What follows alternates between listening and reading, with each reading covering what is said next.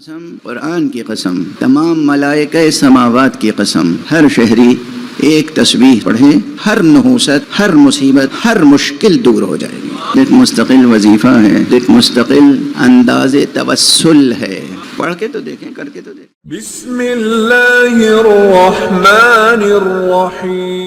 قرآن کی آیت پڑھ رہا ہوں آپ کے سامنے، سورہ مؤمنون کی 71ویں آیت۔ وَلَوِ اتَّبَعَ الْحَقُّ أَهْوَاءَهُمْ، اور اگر حق ان کی خواہشوں کی پیروی کر لے یا کر لیتا، لَفَسَدَتِ السَّمَاوَاتُ وَالْأَرْضُ وَمَنْ فِيهِنَّ، آسمان، زمین اور جو کچھ آسمانوں اور زمینوں میں ہے، یا جتنے جاندار آسمانوں اور زمینوں میں ہیں، سب دیگرگوں ہو جاتے۔ بل اتیناہم بذکرہم فہم عن ذکرہم معرضون، بلکہ ہم نے تو ان کے لیے نصیحت کی کتاب، ذکر عطا کیا ہے، اور وہ اس ذکر سے روگردانی کرتے ہیں، وہ اس کتاب سے روگردانی کرتے ہیں۔ اس وقت اتنی ہی گفتگو کر سکوں گا، چونکہ اگر اس آیت کے ایک ایک کلمے پہ گفتگو ہو، اور خاص طور سے لفظ ذکر پہ گفتگو ہو، تو گفتگو بہت طولانی ہوگی، چونکہ ذکر سے مراد کیا ہے یہ بجائے خود ایک بحث ہے۔ وَآتَيْنَاهُمْ بِذِكْرِهِمْ فَهُمْ عَنْ ذِكْرِهِمْ مُعْرِضُونَ، یہ بحث بہت بحث طلب ہے، لیکن پہلے حصے پہ گفتگو ہو جائے۔ وَلَوِ اتَّبَعَ الْحَقُّ أَهْوَاءَهُمْ، اگر حق ان کے خواہشات نفس کی پیروی کر لیتا یا کر لے۔ یہاں حق سے مراد کیا ہے؟ اب ظاہر قرآن مجید کے تفسیر میں تو الا ماشاء اللہ اختلاف ہے، اچھی سے اچھی محکم آیت کو متشابہ بنا دیا گیا ہے، اور یہاں تو گنجائش ہے کہ حق سے کیا مراد ہے۔ کچھ مفسرین نے کہا حق سے مراد ہے اللہ سبحانہ و تعالی۔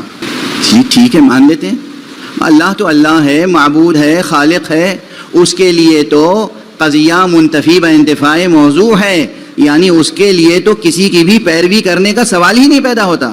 اللہ کے لیے تو کسی کی پیروی کرنے کا سوال ہی نہیں پیدا ہوتا کہ یہ تفسیر کیجئے کہ جی اللہ ان کے خواہشات کی پیروی کر لیتا تو فساد ہو جاتا۔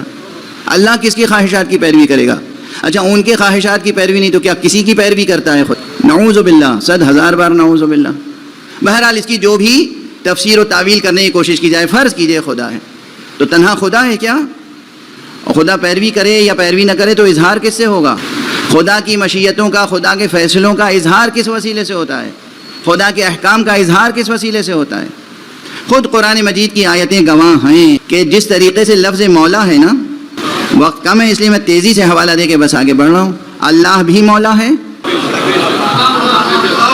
اللہ بھی مولا ہے، اللہ کے رسول بھی مولا ہیں، اور جس کے مولا اللہ کے رسول ہیں اس کے مولا علی ہیں۔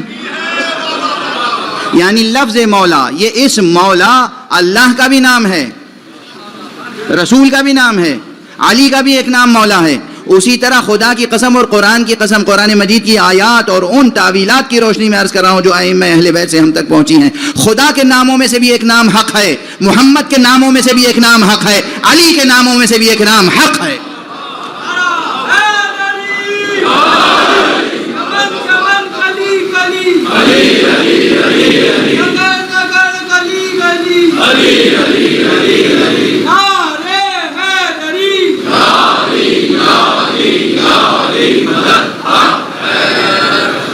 ابھی آپ نے کہہ دیا حق حیدر۔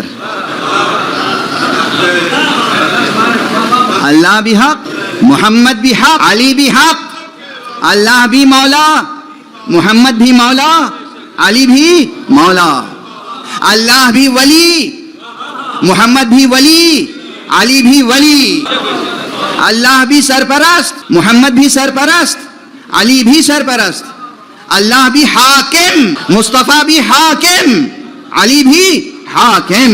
یہ چند اسماء ایسے ہیں کہ جو اللہ نے خود مشترک قرار دیے ہیں، ہم نے اپنی طرف سے مشترک قرار نہیں دیے۔ صلوات پڑھ دیجئے محمد و آلہ محمد۔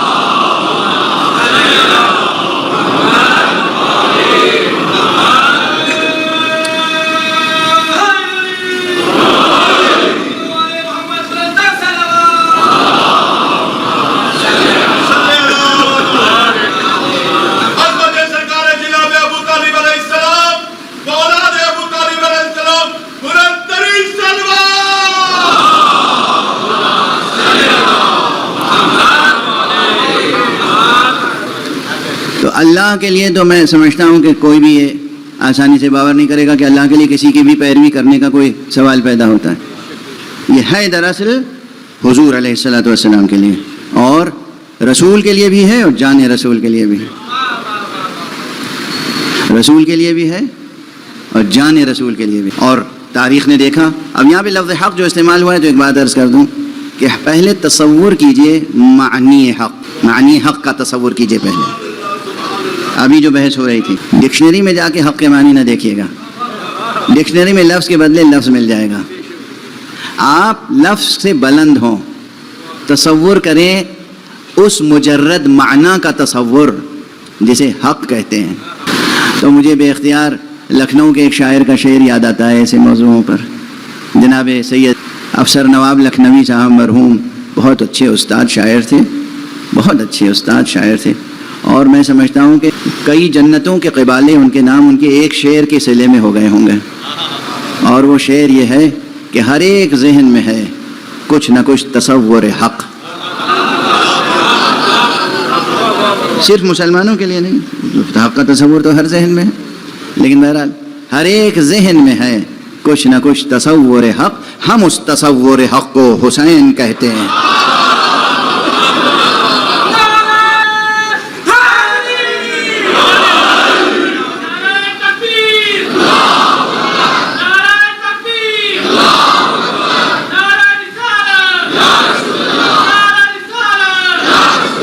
آپ کو نفس رحمانی سے فیض پہنچائے انشاءاللہ. تو تصور جب آپ اس منزل پہ جائیں گے، لفظ کو چھوڑیں، ڈکشنری کو چھوڑیں، وہ ریاضت کریں کہ آپ کا ذہن، انسانی ذہن بلندیوں تک جائے اور مجرد معنی کو تصور کر سکیں. دیکھیے کتنی بڑی ریاضت ہے. اس مرتبہ میں نے اس سفر میں کئی مرتبہ یہ بات دہرائی ہے، اس لیے نہیں کہ کچھ اور کہنے کے لیے موضوع نہیں ہے. یہ ایک اہم مسئلہ ہے کہ ہم انسان ہیں. کس لحاظ سے انسان ہیں؟ ایک منزل ہوتی ہے لفظ بے معنی کی. جب بچے غوں غاں کرتے ہیں وہ بے معنی الفاظ ہوتے ہیں، اگرچہ دقت کیجئے تو وہ بھی بے معنی نہیں ہوتے.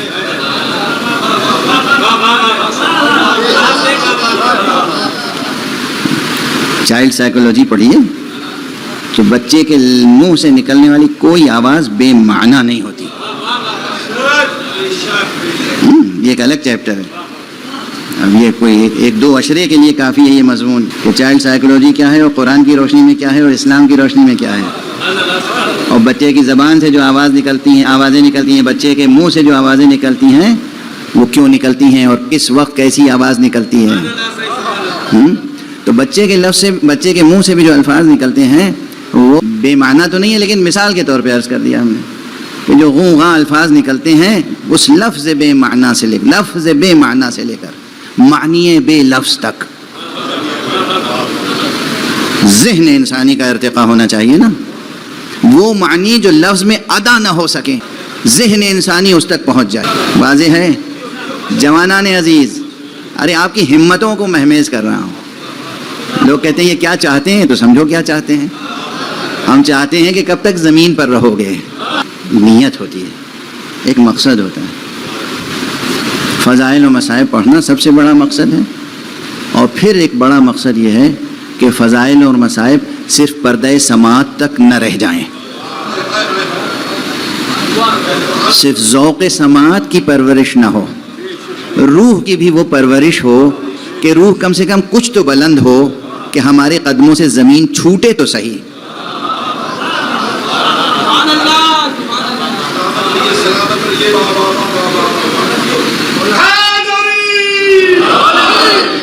کسے کہتے ہیں معراج؟ معراج کسے کہتے ہیں؟ معراج عرض کر چکا ہوں کئی مرتبہ، اس وقت معراج کا موضوع تو نہیں ہے. معراج نام ہی ہے روح کے جسم پر اس اقتدار کا کہ جہاں تک روح جائے جسم کو ساتھ لے جائے. اجا پھر ماشاءاللہ اعتراض کرنے والوں کے منہ پہ تالے کس نے ڈالے ہیں؟ یہ ہوگا کہ صاحب یہ مطلب دیکھیے تو صحیح کیا کیا فرما جاتے ہیں. یہ کیا امت کا ہر فرد جو ہے وہ صاحب معراج ہو سکتا ہے؟ نہیں، بالکل بھی نہیں. امت کا ہر فرد صاحب معراج اس معنی میں نہیں ہو سکتا جس معنی میں صاحب معراج رسول اکرم صلی اللہ علیہ وسلم.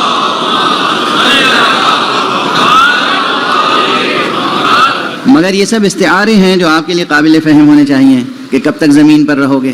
یعنی کچھ ترقی تو کریں، کچھ اوپر تو اٹھیں، اور وہ بھی اوپر روحانی اعتبار سے اٹھیں. آپ کو معلوم ہوگا کہ جو عرفاء ہیں، جو اہل تقوی ہیں، جو متقی افراد ہیں، اللہ انہیں نیک اعمال کے صلے میں اور کامل ایمان کے صلے میں یہ وصف عطا کر دیتا ہے، یہ فضیلت عطا کر دیتا ہے کہ طی العرض کا کرشمہ ہوتا ہے ان کے لیے. چند قدم چلتے ہیں اور دور دراز کی مسافت طے کر لیتے ہیں. اور حدیث میں ہم سے وعدہ کیا گیا ہے کہ جب حضرت صاحب الزمان عجل اللہ تعالی فرجہ الشریف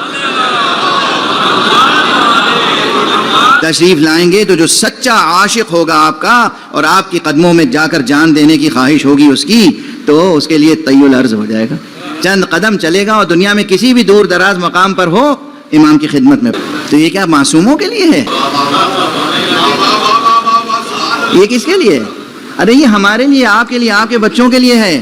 اپنے نفس کو ایسا پاکیزہ بنائیں، اپنی اولاد کو ایسا پاکیزہ بنائیں، گھر کو ایسا پاکیزہ بنائیں، نیتیں صاف ہوں، ہمتیں بلند ہو، جان نثاری کا سچا جذبہ ہو، تو پھر یہ کرامت آپ کے لیے ظاہر ہوگی کہ زمین جو ہے وہ لپیٹ دی جائے گی قدموں کے نیچے. اسی ریاضت کا آغاز کرنے کے لیے کہہ رہا ہوں اور کچھ نہیں. ایمان یقین ہو، ایمان کامل ہو، یقین پختہ ہو. اور آج کچھ اتنی ہی تھکی ہوئی طبیعت ہے کہ بار بار سبقت لسانی ہو رہی ہے. یقین کامل ہو، ایمان کامل ہو، ارادہ ہو، نیت خالص ہو، تو یہ زمین آپ کے قدموں کے نیچے تہہ کر دی جائے گی، لپیٹ دی جائے گی. یہ شرف آپ کو نصیب ہوگا، آپ کو، اگر آپ کو حضرت صاحب پر یقین ہے، اگر آپ کو حضرت امام زمانہ عجل اللہ تعالی فرجہ، اگر ان پر ایمان ہے، ان کی آمد کا انتظار ہے، انتظار میں آپ دل سوزی رکھتے ہیں، انتظار میں آپ کامل ہیں، تو پھر یہ کرامت آپ کے لیے ہوگی. تو اسے عرض کر رہا ہوں کہ یہ بھی ایک ریاضت ہے، یہ بھی ایک ریاضت ہے کہ ذہن کو، روح کو بلندی عطا فرمائیں. تو جب آپ لفظ حق کے معنی کی جستجو میں بلند ہوں گے اور مجرد حق کا تصور ہوگا، تو مجرد مفاہیم کی خصوصیت یہ ہوتی ہے، اب یہ ایک فلسفیانہ بحث ہے، مجرد مفاہیم کی خصوصیت یہ ہوتی ہے کہ وہ مختلف مصادیق خلق، مختلف مصادیق میں جلوہ فرما ہوتے ہیں بإذن الہی. تو پھر حق کا سب سے پہلا پیکر اس کائنات میں خدا نہیں، خدا اس کائنات میں محدود نہیں ہو سکتا، خدا لامحدود ہے، خدا کائنات کا خالق ہے. حق کا پہلا پیکر خود ذات گرامی مصطفیٰ ہے صلی اللہ علیہ وآلہ وسلم. حق کا پہلا پیکر اس کائنات میں، اور بارز ترین اور نمایاں ترین، سب سے بڑا، سب سے سچا، سب سے نمایاں پیکر حق کا کون ہے؟ رسول. دوسرا پیکر کون ہے؟ جانشین رسول، جان رسول، امیر المومنین علی بن ابی طالب، جن کے لیے حضرت نے فرمایا الحق مع علی وعلی مع الحق، اللہم ادر الحق حیثما دار علی. علی حق کے ساتھ ہیں، حق علی کے ساتھ ہیں. اے پروردگار حق کو ادھر موڑ دے جدھر علی مڑ جائے.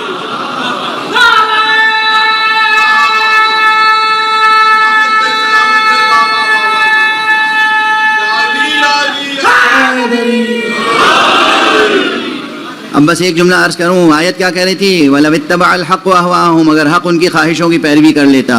حق نہ صرف یہ کہ کسی کی خواہش کی پیروی نہیں کر سکتا، بلکہ علی اس منزلت پر ہیں کہ جہاں رسول دعا فرما رہے ہیں اے پروردگار حق کو ادھر موڑ دے جدھر علی موڑ. از کجاست تاب کجا، فاصلے تو دیکھیں، منزلتیں دیکھیں، مراتب دیکھیں، عہدے دیکھیں. بس اشارے کر لوں، وقت تو سب تمام ہو گیا. کہ رسول حق ہیں، حق کی ایک خصوصیت ہے. پہلے اس مجرد حق کی پراپرٹیز، حق کی خصوصیت، حق کی صفت کیا ہے. دو صفتوں کا صرف ذکر کروں گا. ایک حق کی صفت یہ ہے کہ وہ ہمیشہ ثابت رہتا ہے، کبھی اسے زوال نہیں. حق کی صفت یہ ہے کہ وہ ہمیشہ ثابت رہتا ہے، اسے کبھی زوال نہیں. اور دوسرے یہ صفت ہے حق کی کہ حق ہمیشہ بلند رہتا ہے، کوئی اور شے اسے بلند نہیں ہو سکتی. اور یہ حدیث بعین ہی حدیث معصوم ہے. فرمایا کہ الحق یعلو ولا یعلی علیہ، حق ہمیشہ بلند ہو کر رہتا ہے، کوئی شے حق کے اوپر بلند نہیں ہو سکتی. اور حق کے علاوہ جو شے ہوگی، جو حق سے بالکل جدا ہوگی، جو حق سے مباین ہوگی، باطل ہوگی. تو حق ثابت رہتا ہے، پہلی چیز. حق ہمیشہ بلند رہتا ہے. دوسری چیز، حق کو کبھی زوال نہیں ہے. اور یہ قرآن مجید کہہ رہا ہے کہ حق کسی باطل کی کسی کی بھی خواہش نفس کی پیروی کر ہی نہیں سکتا. اگر حق کسی کے خواہش نفس کی پیروی کر لے تو زمین و آسمان دگرگوں ہو جائیں, یہ نظام کائنات باطل ہو جائے. یہی سبب تھا کہ ممکن نہ تھا کہ کوئی معصوم کسی غیر معصوم کی بیعت کر لے.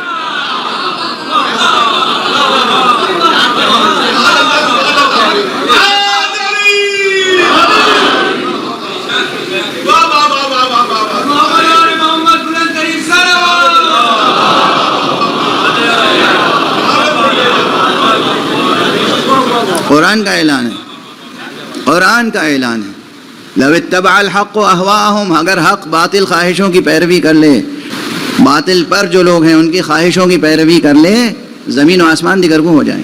ابھی نظام دگرگوں, درہم برہم.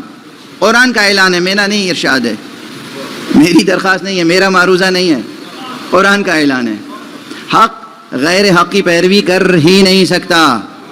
اس کا سب سے پہلا مظہر کیا ہے؟ تو تاریخ میں رسول کے یہ جملے نہیں آئے جب پورے قریش کے لوگ آئے اور انہوں نے سب کچھ رسول کی خدمت میں دینا چاہا. حضرت ابو طالب سے کہا کہ یہ آپ کا بیٹا, آپ کا بھتیجا کیا چاہتا ہے, یہ ہمارے خداؤں کو برا کیوں کہتا ہے, یہ جس طرح کی نعمت چاہے ہم اس کو دینے کے لیے تیار ہیں, مال دنیا, ہم اس کو سردار ماننے کے لیے تیار ہیں.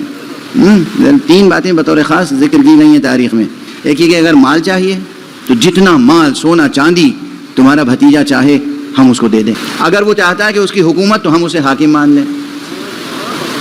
اگر وہ کسی حسین ترین لڑکی سے شادی کرنا چاہے ہم حسین ترین لڑکی سے شادی کرا دیں. اور فرمانے اگر رسول کو صرف اپنا اقتدار قائم کرنا ہوتا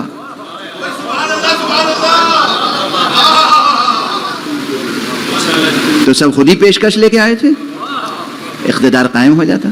رسول کو اپنا اقتدار قائم نہیں کرنا تھا, رسول کو اس عالم پر خدا کا اقتدار قائم کرنا. یہ دین حق تھا.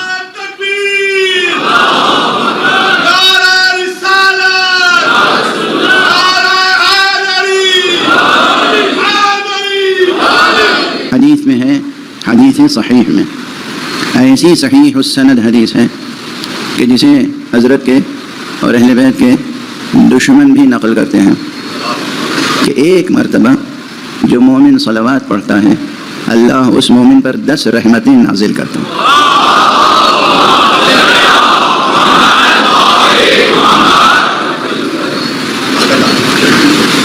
یہ خود ایک مستقل ذکر ہے, یہ خود ایک مستقل وظیفہ ہے, یہ خود ایک مستقل انداز توسل ہے. سرکار رسالت مآب اور اہل بیت سے متوسل ہونے کا, ان سے توسل کر کے خدا پہ توکل کرنے کا نسخہ کیمیا. اس لیے میں آج کل بطور خاص اور ویسے بطور عام جو بھی مجھ سے ملتا ہے میں چاہتا ہوں کہ اسے پابند کروں کہ وہ صلوات پڑھنے کا پابند ہو جائے.